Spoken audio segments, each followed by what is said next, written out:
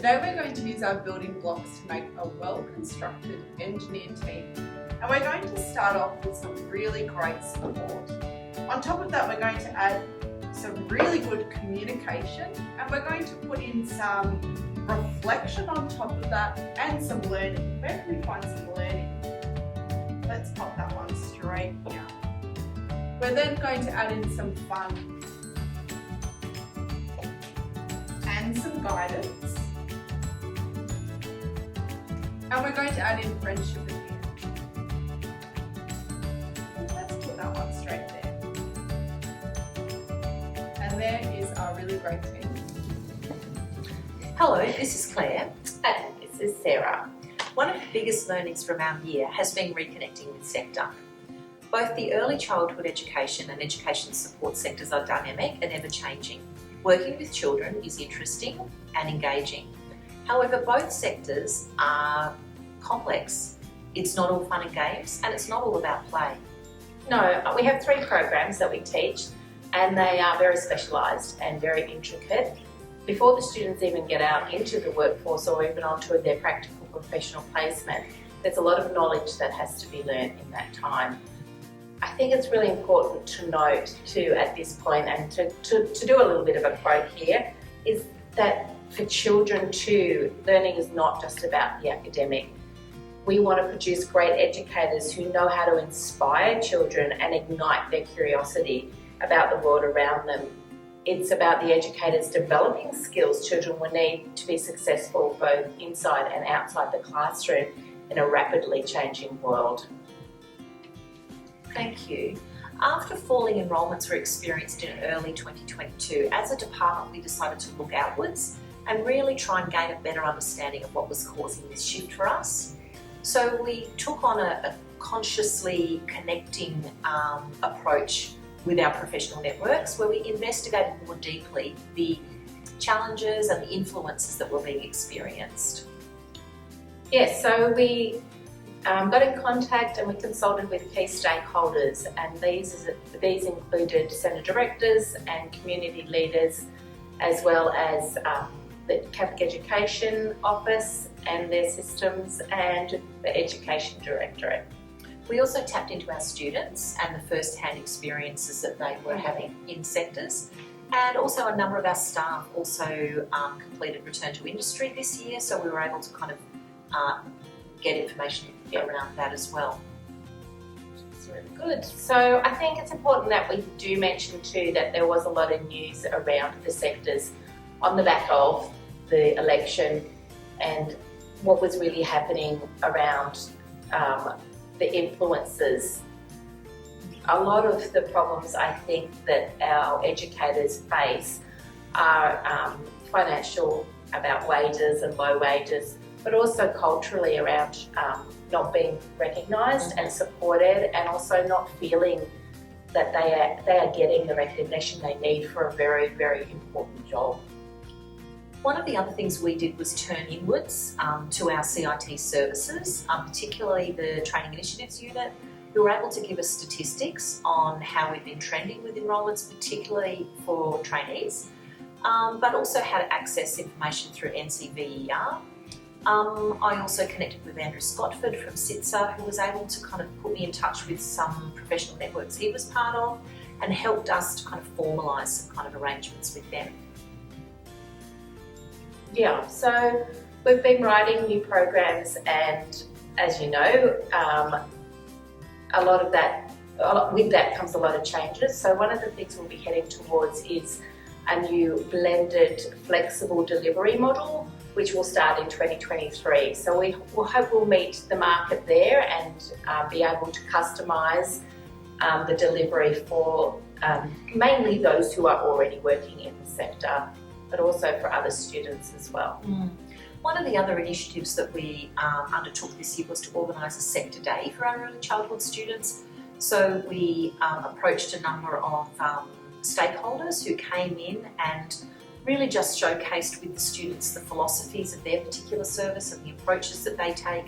And it also gave the students the opportunity to engage with those stakeholders and ask lots of questions and kind of get a better understanding of the sector. And where they'll end up hopefully employed. Yeah, I think one of our biggest learnings overall about reconnecting with sector has really been about maintaining those professional networks, continuing to tap into those relationships and learn from them. Yeah, and use the information as we move forward. So one of the things that we'd really like to focus on in 2023 is making sure we have a regular industry reference group, and we are actually meeting with them on a basis which allows us to keep that information flowing in and for us to use it and adapt as we go along. Great. Yeah, well, there's some other people that are going to talk after us, so Sarah will tell you about those. So we're going to move now to some of our teachers and the projects that they have been involved with this year. Which window should we go through today? Should we go through the square window or the circle window? Oh, I think we could probably go through the arch window. Could you help me make it? I'm going to cut a semicircle on this piece of paper. Let's go through the arch window. Hi, I'm Vanessa. And I'm Fiona, and we're teachers from the Children's Education and Care Department. Both Vanessa and I teach in the early childhood qualification for, across multiple programs. This year we have a training mentor program within our department, and a big change, a big learning curve for us within our department this year has been analysing and looking at our training program. We recognised that at the beginning of the year our training numbers started to drop off, and after the COVID pandemic we decided that it was really important that we reconnected with our sector and went out and spoke to directors, services and trainees to find out what they really needed from us as an RTO. We also have new teachers in our department that had relevant industry sector experience. So we could bring that influence in and say this is what we feel services need from a traineeship program, and it was that flexibility and that diversity of the programs. And so the feedback we received predominantly from the sector was that they wanted more diversity from us as an RTO in our delivery for our trainees. Trainees are on the ground working full time, most of them, and they needed some diversity. So we looked inwards and redeveloped our trainee program.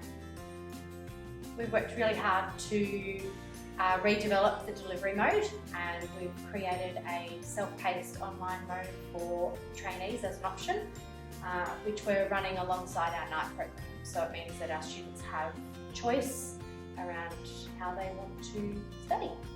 The success that we've seen is also coming from our training mentors and the support that the department gives to our trainees through visits, through additional academic support and blah, blah, blah. We've had a really great completion rate this year. So a lot of our trainees have completed in the old training package, and we've seen some really steady growth in our trainee numbers each week through meeting and keeping data. Hi, I'm Kerry. And I'm Vanessa, and we're both teachers on the Education Support Program within the Children's Education and Care faculty. So today we're going to share a little bit of our insights into the year we have had, 2022.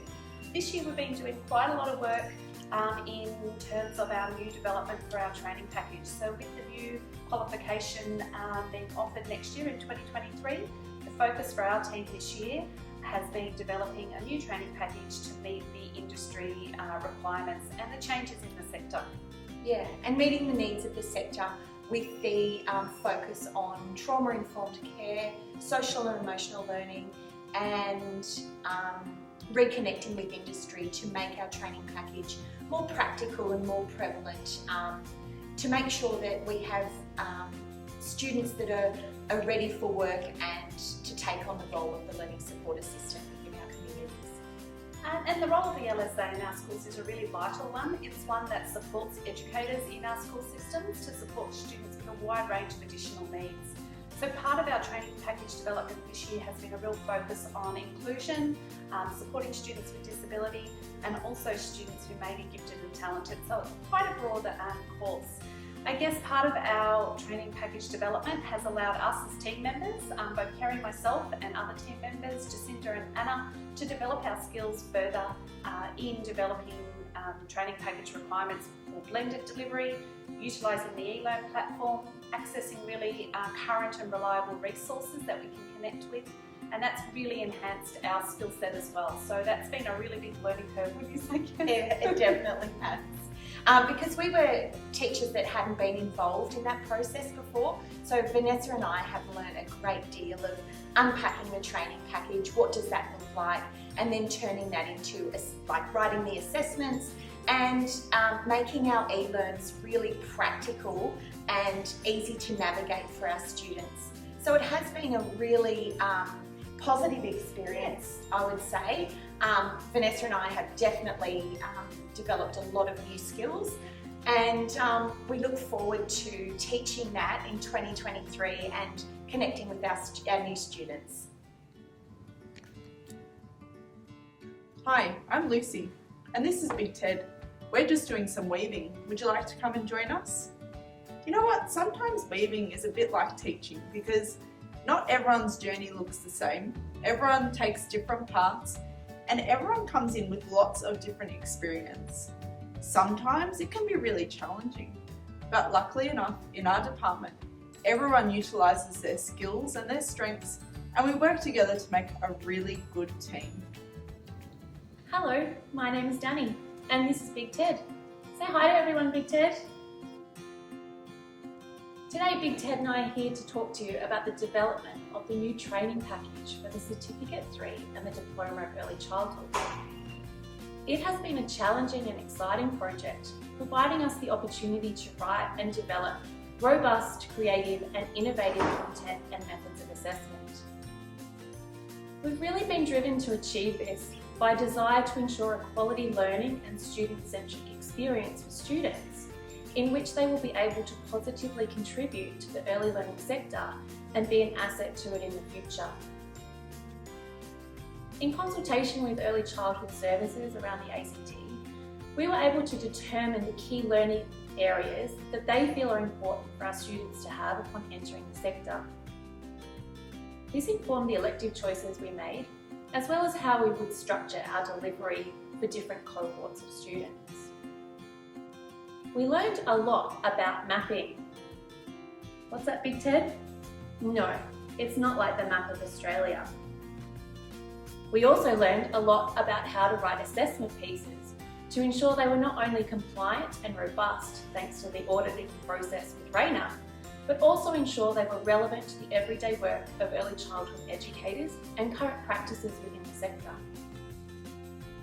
Much of this was achieved through collaboration and consultation with our team, as well as other educators who currently or have recently worked in the sector, and feedback from students about their previous study experiences and practices they themselves have witnessed within the sector. We're excited to expand some of the ideas we have been developing with other departments at CIT as part of the new training package delivery. For example, we've been working with the educators at Urana on a plan for some co-delivery for next year and moving forward, which will also create a learning opportunity for our teachers. We recently collaborated with students from the media department who helped us create some instructional videos which will form part of our content. We look forward to working with some of the students and teachers from health and wellbeing to teach our students how to take care of themselves physically when doing many of the manual handling tasks required by early childhood educators. And we hope to once again reconnect and engage with the dental department as part of our students' learning about children's oral health and hygiene. And if anyone out there has any ideas about how we could collaborate moving forward, we'd love to hear from you. We continue to learn about the challenges the early childhood sector faces and how we can best support the sector through our work with student educators. The work of early childhood educators, as we've already heard today, is undervalued both financially and socially. We want the results of this project to contribute to change in the sector by guiding students to become proud, professional, skilled and knowledgeable educators and employees who are passionate about children's young learning and development. That's right, Big Ted, because it's not just about nursery rhymes, playing games, finger painting and playing in the sandpit. This project at times has felt overwhelming, exciting, and more than a little challenging. And so we have learned, and we are continuing to learn and practice the importance of many aspects of our work and ourselves as individuals.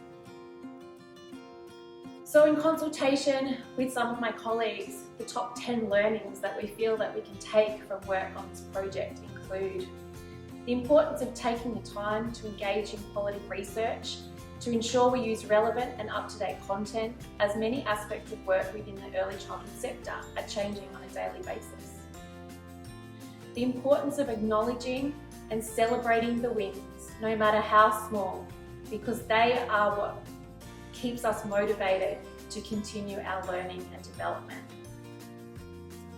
The importance of recognising and accepting that sometimes we will lose momentum, and that's okay.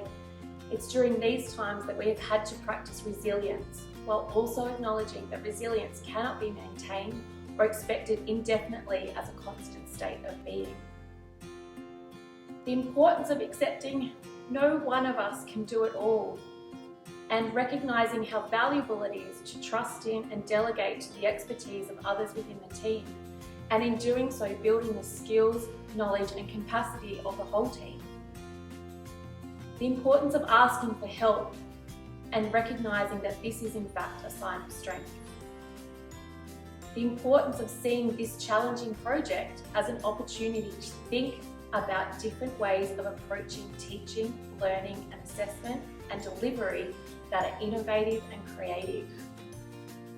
The importance of being flexible and able to adapt and modify delivery plans and models to suit a variety of students, including trainees, part-time students, night students, those who prefer face-to-face learning, those who prefer online learning and self-paced study, while at the same time not impacting the intention, integrity or quality of the original design. The importance of setting realistic goals, but also accepting that sometimes we have to reset those goals too. The importance of rest and relaxation, and that exhaustion should not be seen as a badge of honour, and that rest in all areas of life is often even more important than our work. And finally, the importance of checking in and tuning into each other so that we develop an awareness of when our colleagues may need some extra support. Thanks everyone. Bye for now. Happy holidays from our department to yours.